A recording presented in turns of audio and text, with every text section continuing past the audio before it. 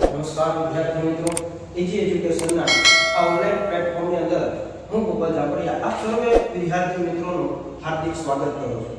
આજે આપણે ગુજરાતીના એવા ટોપિક વ્યાકરણના એવા ટોપિક ઉપર વાત કરવા જઈ રહ્યા છીએ જે લગભગ મોસ્ટ ઓફ વિદ્યાર્થીઓને છે એ ક્યાંક ને ક્યાંક થોડો ઘણો છે એ અઘરો લાગતો હોય છે, પણ વ્યવસ્થિત જો આ વિડિયોની અંદર આપ સર્વે મિત્રો ધ્યાન આપશો તો હું ખાતરી આપું છું કે ખૂબ જ સરળતાથી આ ટોપિક છે એ તમને સમજાઈ જશે. આપણા ધોરણ 10 ની પરીક્ષાની અંદર સમાસનો છે એ 1 માર્કનો વેઇટેજ છે. એટલા તો કે 1 માર્કનો છે એ વેઇટેજ છે. તો વ્યાકરણની અંદર જોવા જઈએ તો હું માનું ત્યાં સુધી 20 થી 22 માર્ક સુધીનું વ્યાકરણ છે એ આપણા ધોરણ 10 ગુજરાતીના બોર્ડના પેપરની અંદર પૂછાય છે. તો એમાંનો એક ટોપિક જે સમાસ છે એ સમાસની જે આજે આપણે છે એ સૌ ચર્ચા કરીશું.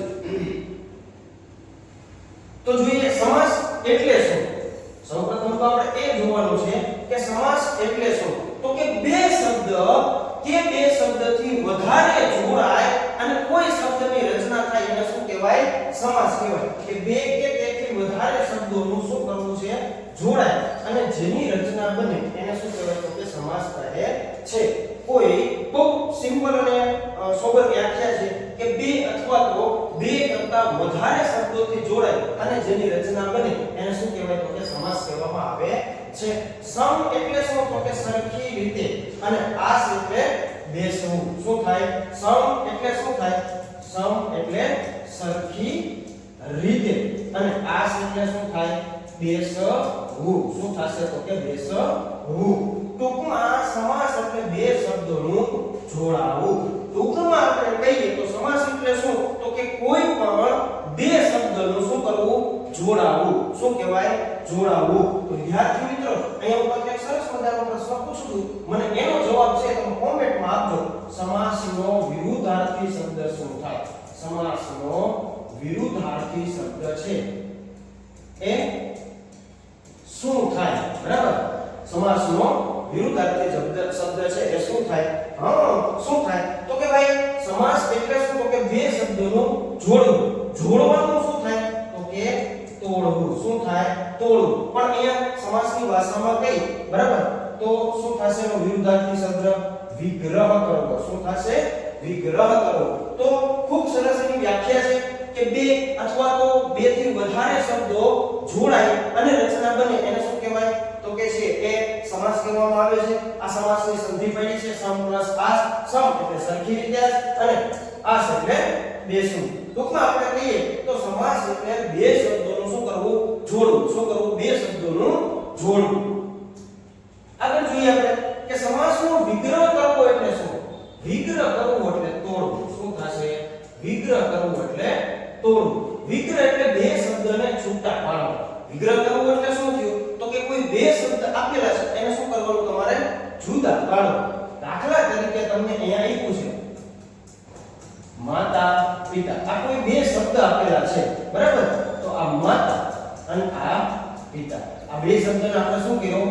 વિગ્રહ કર્યો કહેવાય. પછી નાની એક વ્યાખ્યા છે બે ત્રણ કે પૂર્વ પદ એટલે શું, મધ્યમ પદ એટલે શું, અને ઉત્તર પદ એટલે શું. તો કે શબ્દમાં આવતા પ્રથમ પદને શું કહેવાય? પૂર્વ પદ કહેવાય. શબ્દની અંદર આવતા પ્રથમ પદને શું કહેવાય? તો કે પૂર્વ પદ કહેવાય. તો સાહેબ ઉત્તર પદ કોને કહેવાય? તો કે શબ્દમાં આવતા બીજા પદને શું કહેવાય?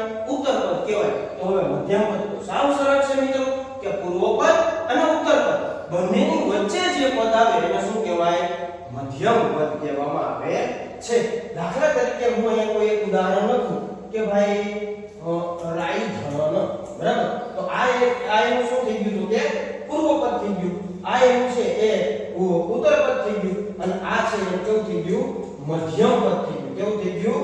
મધ્યમ. તો ખૂબ જ સરળ છે કે ભાઈ વિગ્રહ કરવું એટલે શું? તો કે શબ્દોને તોડવા અથવા તો જુદા કરવા. પૂર્વ પદ એટલે શું? તો કે શબ્દની અંદર આવતા પ્રથમ પદને શું કહેવાય? પૂર્વ પદ કહેવાય. ઉત્તર પદ એટલે શું? તો કે શબ્દની અંદર આવતા બીજા પદને ઉત્તર પદ કહેવાય.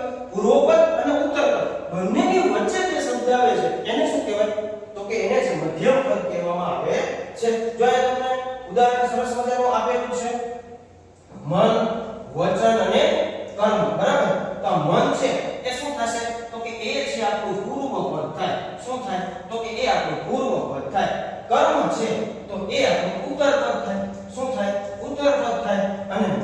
અને કર્મની વચ્ચે કયો શબ્દ છે તો કે વચન, તો એ આપણું શું થશે મધ્યમ પદ થાય. શું થાય મધ્યમ પદ થાય.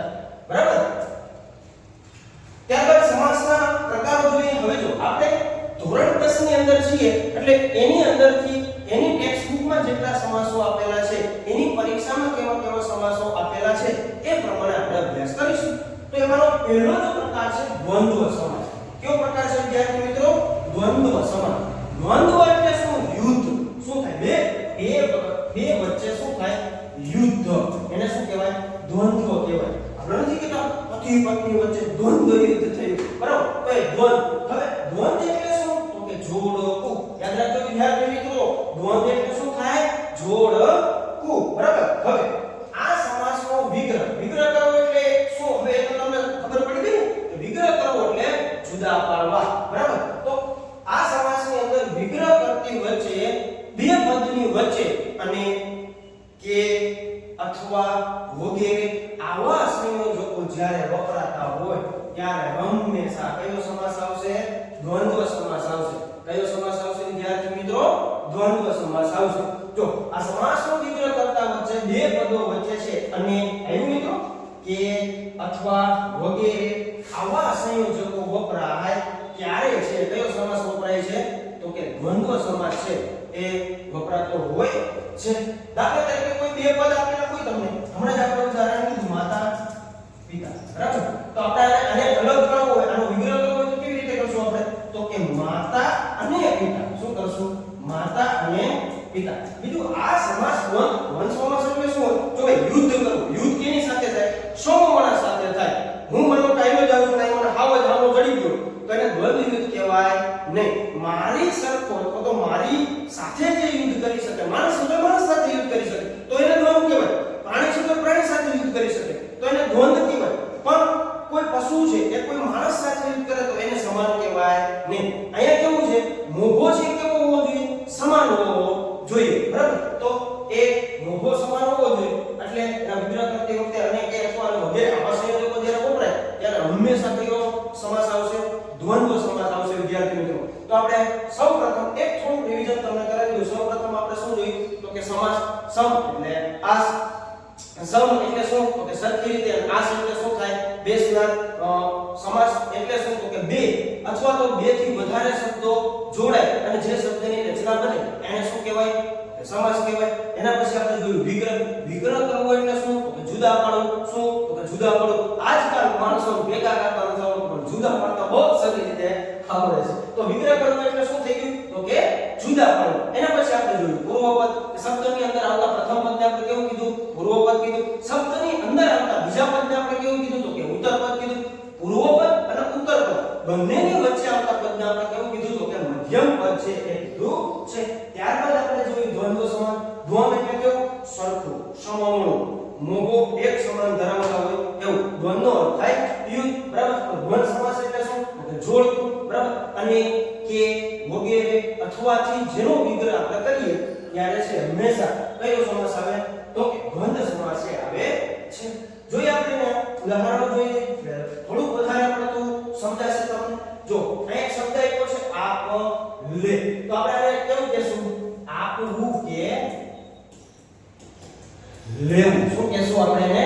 આપવું કે લેવું. સરસ મજાનો બીજો શબ્દ છે મોહ માયા. તો મોહ અને માયા. જો શબ્દનો વિગ્રહ કરો એટલે અને કે વગેરે અથવા સંયોજકો આવે ને, બરાબર? તો મોહ કે અને માયા. દંપતિ એટલે શું થાય? તો કે પતિ અને પત્ની. બરાબર. માતા પિતા. તો માતા અને પિતા. દાળ ભાત. તો દાળ અથવા તો ભાત. પછી આગળ પાછળ. આગળ કે પાછળ. આપણે એવું કીધું આગળ પાછળ છે તો એ સમૂહનું થયું, સરખું થયું, એક સમાન મોભો ધરાવે છે. બરાબર. અહીં તહીં એટલે અહીં અને તહીં. બરાબર. એના પછી શું છે? બે ચાર. જો આમાં વિદ્યાર્થી મિત્રો ખાસ ધ્યાન રાખવાનું છે. આગળનો સમાસ છે ને આપણો દ્વિગુ સમાસ છે. ઘણા વિદ્યાર્થી મિત્રો શું કરે ખબર? સંખ્યા ભારે સંખ્યા ભારે અહીં શું છે? એમ કીધું દ્વિગુ સમાસ આવે. પણ અહીંયા દ્વિગુ સમાસ આવતો નથી. અહીંયા શું આવશે? બે અથવા તો ચાર. શું કીધું છે? બે ચાર. ઘણીવાર આવું પૂછી લે 1 20. તો અહીંયા શું કરશો? દ્વિગુ સમાસ નો આવે. દ્વિગુ સમાસ શું કામ? તો કે 1 અને 20. કેવું કીધું છે? 1 અને 20. બરાબર? તો આવું તો તમારી આજુબાજુમાં એવા ઘણા ઉદાહરણો છે. તો બોલો નંબર એટલે ખબર પડી જાય આપણે. બરાબર? તો 2 4 તો 2 અથવા તો 4. બરાબર? તો જો 2025 ની હમણાં જે લેવાય પર ગઈકાલે ધોરણ 10 નું રિઝલ્ટ આવ્યું છે. બરાબર? તો જે વિદ્યાર્થીઓ પાસ થયા છે ને ખૂબ ખૂબ ઢગલા ભરી અભિનંદન. અને જે વિદ્યાર્થીઓને સફળતા નથી મળી એને હિંમત હારવાની કાંઈ જરૂર છે નહીં. ફરી પાછા આપણા હથિયારોને તૈયાર કરવાના અને મહેનત કરી પાછી શરૂ કરી દેવાની. આ વર્ષે નહીં તો કાંઈ નહીં, આવતા વર્ષે સફળતા આપણને મળી જશે. વર્ષ બગડ્યું છે વિદ્યાર્થી મિત્રો, આપણું જીવન છે બગડ્યું નથી. તો કૃષ્ણએ ગીતામાં કીધું છે કામ કરતો જા, હાથ મારતો જા, ભગવાન તારી સાથે છે. ફરી પાછા હથિયારો તૈયાર કરો, અમે તમારી સાથે છીએ અને ફરી તૈયારી શરૂ કરો. આવતી વખતે આ જે પરિણામ આવ્યું છે એનાથી 100 ગણો સારું આપણે આવતા વખતે છે રહ્યો છે. તો જો માર્ચ 2025 ની પરીક્ષાની અંદર 35મો પ્રશ્ન આપણો પૂછાણો હતો કે તેજપુંજ શબ્દનો સમાસ ઓળખાવો. કયો શબ્દનો છે? તો પેપરનો જ કટક મેં મૂક્યું છું. હા જોજો, તેજપુંજ શબ્દનો સમાસ ઓળખાવો. હવે તેજ અને પુંજ આ બંને કેવા છે? તો કે એક અંગ છે અને એનો અર્થ પ્રકાશ કરતા શું થાય? બરાબર? તેજસ્વીતા થાય. શું થાય? તેજસ્વીતા. તેજ નો અર્થ શું થાય? તો કે તેજસ્વીતા. અને પુંજનો અર્થ શું થાય? સમૂહ. આથી તેજ પુંજનો અર્થ સમૂહ અને તેજ પુંજ શબ્દનો સમાસ છે કેવો થશે? તો કે દ્વિગુ સમાસ થશે. કેવો સમાસ? દ્વિગુ સમાસ. આ સમાસને આપણે હવે ભણવાનો છે એટલે તમને અગાઉ આ ફોટો મૂકી દીધું પ્રૂફ સહિત. બરાબર? કારણ કે આ બંને અંકો છે અને એકબીજા શું આપે છે? તો કે સમાન મહત્વ છે ધરાવે છે. સોરી, દ્વિગુ સમાસ ને આવશે. કયો સમાસ આવશે? દ્વંદ્વ સમાસ આવશે. કયો આવશે? દ્વંદ્વ સમાસ આવશે. બરાબર? હવે વાત કરવાની છે આપણે દ્વિગુ સમાસની. કયા સમાસની વાત કરવાની છે? દ્વિગુ સમાસની. સરસ. ફરી પાછું આપણે એક વખત દ્વંદ્વ સમાસની વ્યાખ્યા જોઈ લઈએ કે જે શબ્દનો વિગ્રહ કરતી વખતે અને અથવા કે વગેરે સંયોજકો વપરાય ત્યારે કયો સમાસ આવશે? દ્વંદ્વ સમાસ આવશે. દ્વંદ્વ એટલે જોડકું. શું થાય? જોડકું. માતા પિતા, માતા અને પિતા. બરાબર? આગળ પાછળ, આગળ કે પાછળ, ઉપર નીચે, ઉપર અથવા તો નીચે. તો આપણે કયો સમાસ જોયો? દ્વંદ્વ સમાસ જોયો. ત્યાર પછીનો બીજો સમાસ છે આપણો દ્વિગુ સમાસ. કયો સમાસ છે વિદ્યાર્થી મિત્રો? દ્વિગુ. ચપટીમાં આપી દે બે સમાસ. થોડું ધ્યાન રાખજો. જો જે સમાસના આગળનું પદ સંખ્યાવાચક હોય, જો કોઈ પણ સમાસ હોય, બરાબર, તો જે સમાસની અંદર શું કીધું છે? આગળનું પદ કેવું હોય? સંખ્યાવાચક હોય. એટલે કે આગળનું પદ છે એ સંખ્યા દર્શાવતું હોવું જોઈએ અને પાછળનું પદ છે એ નામ કે સમૂહના અર્થનું સૂચન કરતું હોવું જોઈએ. આગળનું પદ સંખ્યાવાચક હોવું જોઈએ, પાછળનું પદ છે એ કોઈ નામ અથવા તો કોઈ સમૂહનું છે શું કરતું હોવું જોઈએ? સૂચન કરતું હોવું જોઈએ. ત્યારે કયો સમાસ વપરાય? દ્વિગુ સમાસ વપરાય. કયો સમાસ વપરાય? દ્વિગુ સમાસ વપરાય. આ એકદમ છે ને આવું ઈઝી સમાસ છે. બરાબર? તો જે સમાસમાં આગળનું પદ કેવું હોય? સંખ્યાવાચક હોય અને પાછળનું પદ છે એ કોઈ તમને સમૂહ અથવા તો નામ દર્શાવતું હોય ત્યારે કયો સમાસ બને? દ્વિગુ સમાસ બને છે. પણ મિત્રો આ સમાસની સાથે થોડું આપણે ધ્યાન રાખવું જોઈએ. શું ધ્યાન રાખવાનું છે? ઈ આપણે જોઈ લઈએ. પરંતુ સાથે એ યાદ રાખવું જોઈએ કે સંખ્યાવાચક સંજ્ઞામાંથી કોઈ એક વ્યક્તિવાચક નામ નીકળે, જેમ કે દેવી, દેવતા, પૌરાણિક, પાત્ર, દાનવ હોય તો તે પાત્રને દ્વિગુ સમાસ નહીં પણ કયો સમાસ? બહુવ્રીહી. ચાલો ધ્યાન રાખવા જેવું શું છે ખબર? કે સંખ્યાવાચક હોય પણ એની સાથે સાથે એ યાદ રાખવાનું કે સંખ્યાવાચક સંજ્ઞામાંથી કોઈ એક વ્યક્તિવાચક નીકળે. એટલે કે કોઈ દાનવનું નામ હોય, બરાબર, કોઈ દેવી દેવતાનું નામ હોય, કોઈ પૌરાણિકનું નામ હોય તો એને આપણે દ્વિગુ સમાસ કહેશું નહીં. એને આપણે શું કહેશું? તત્પુરુષ સમાસ, સોરી, બહુવ્રીહી સમાસ કહેશું. કયો કહેશું? બહુવ્રીહી. ન સમજાણું? સમજાવું. એક માનો કે દશાનન. તો સાહેબ વ્યાખ્યા તમે કીધી કે જે સમાસનો વિગ્રહ કરતી વખતે પ્રથમ પદ છે કેવું હોવું જોઈએ? સંખ્યાવાચક હોવું જોઈએ. પાછળનું પદ છે સમૂહ અથવા તો કોઈ નામ દર્શાવતું હોય ત્યારે આપણે છે એને કેવું? તો કે દ્વિગુ સમાસ વપરાય છે. તો સાહેબ દશાનન, અહીં સંખ્યા દેખાય 10, દશા એટલે 10, બરાબર? દશાનન એટલે શું થાય? 10 માથાવાળો માનવી. કોણ હતો? રામ. ના આવે રાવણ હતો. કોણ હતો? રાવણ હતો. શું થાય? 10 માથાવાળો રાવણ બરાબર તો આ શેમાં આવશે તો કે ભાઈ આ છે બહુવ્રીહી સમાસની અંદર આવશે આમાં ક્યાંય તમને પાછળનો છે એ સમૂહ કે કઈ દેખાડે છે ક્યાંય જો આગળનું પદ તો તમારો સંખ્યાવાચક છે પણ પાછળનું પદ તમને ક્યાંય નામ કે સમૂહ દર્શાવે છે નથી દર્શાવતું તો કયો સમાસ આવે બહુવ્રીહી આપણે તો શું યાદ રાખવાનું છે કે ભાઈ આગળનું પદ હંમેશા સંખ્યાવાચક હોય પાછળનું પદ છે એ કેવું હોતું તો કે નામ અથવા તો સમૂહ દર્શાવતું હોય ત્યારે જ આપણે દ્વિગુ સમાસ છે એ આવશે જો અહીંયા ઉદાહરણ તમને આપ્યું છે કે દશાનન બરાબર કે જેને 10 મુખ છે તે કોણ છે તો કે રાવણ છે તો આ ક્યાંય આપણને એમાં નામ કે સમૂહ દેખાતું નથી કયો સમાસ આવશે બહુવ્રીહી સમાસ ત્યારબાદ જોઈએ આપણે ચતુર્ભુજ કે જેને 4 ભુજા ભુજા એટલે શું થાય હા બરાબર તો જેને 4 ભુજા છે તે 4 ભુજા કોને છે તો કે વિષ્ણુને 4 ભુજા છે તો આપણે શેમાં આવશે બહુવ્રીહી સમાસની અંદર આવશે જો આપણે દ્વિગુ સમાસનું ઉદાહરણ જોઈએ નવરાત્રિ બહુ સરસ ઉદાહરણ છે નવ જો અહીંયા તમને સંખ્યા દેખાય છે 9 બરાબર અને રાત્રિનો સમૂહ એટલે શું થયું નવરાત્રિનો સમૂહ કયો સમાસ આવશે દ્વિગુ સમાસ આવશે કયો સમાસ આવશે દ્વિગુ સમાસ આવશે ત્યારબાદ પંચપાત્ર પંચ એટલે કેટલા થાય 5 તો 5 પાત્રનો સમૂહ કયો આવશે દ્વિગુ સમાસ બરાબર પછી શું આવશે તો કે ચોઘડી ચોઘડી એટલે શું થાય તો કે 4 ચો એટલે 4 એટલે કે 4 ઘડીનો સમૂહ ચોમાસું ચો એટલે 4 એટલે કે 4 માસનો સમૂહ અષ્ટકોણ અષ્ટ એટલે કેટલા થાય 8 કેટલા થાય 8 તો 8 કોણનો સમૂહ શેમાં આવશે તો કે દ્વિગુ સમાસની અંદર એક ટાણું એટલે કે એક અને ટાણાનો સમૂહ એટલે શું થાય તો કે એક ટાણું તો બધા ઉદાહરણો છે શેના છે તો કે દ્વિગુ સમાસના ઉદાહરણો છે બરાબર તો આમાં થોડી નોંધ લેવાની છે વિદ્યાર્થી મિત્રો કે જ્યારે સંખ્યાવાચકમાં પ્રથમ પદ હોય અને અન્ય કોઈ પદ સામસિક પદથી જે સમાસ બને તેને કેવો કહેવાય બહુવ્રીહી પદ કહેવાય આગળ મેં તમને ઉદાહરણો આપ્યા દાખલા તરીકે ચોપાગ એટલે કે 4 પદ છે જેને તે કોણ આવે પશુ તો પશુ છે એ શેમાં આવશે બહુવ્રીહીમાં આવશે ચોખંડ જો એટલે 4 ખંડ એટલે ખંડ બરાબર તો 4 ખંડ જેને છે તે તો એ શું હોય તો કે આકૃતિ હોય તો એ શેમાં આવશે બહુવ્રીહી તો આમાં બે વસ્તુનું ધ્યાન રાખવાનું છે કોઈ દેવી દેવતા કોઈ પાત્ર હોય બરાબર એ કોઈ આમાં આવશે નહીં દ્વિગુ અને પશુને આકૃતિ આવા જે ઉદાહરણો છે એ શેમાં આવશે તો કે બહુવ્રીહી સમાસની અંદર છે એ આવશે સરસ વિદ્યાર્થી મિત્રો આપણે છે સમાસ 6 7 8 પ્રકારના સમાસો હોય છે પણ આપણે ટૂંકા લેક્ચરમાં બે સમાસ ભણશું જેથી કરીને તમને છે એ સરળતાથી સમજાય આશા કરું છું મિત્રો એક વખત ફરી પાછું રિવિઝન કરી દો સમાસ એટલે શું થાય બરાબર સમ એટલે સમ વત્તા આ શું કર્યું તો આપણે સમાસની સંધિ સુધી ભાઈ કે બે અથવા તો બે શબ્દોથી વધારે શબ્દો બની અને જે રચના બને છે એને આપણે શું કીધું તો કે એને છે આપણે સમાસ કહીએ